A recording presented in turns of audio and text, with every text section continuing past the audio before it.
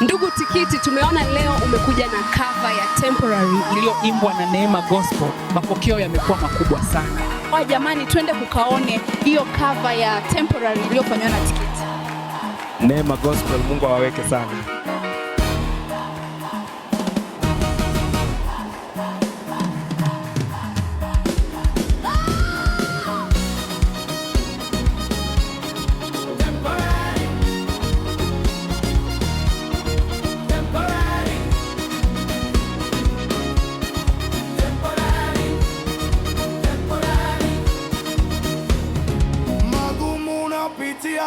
Temporary.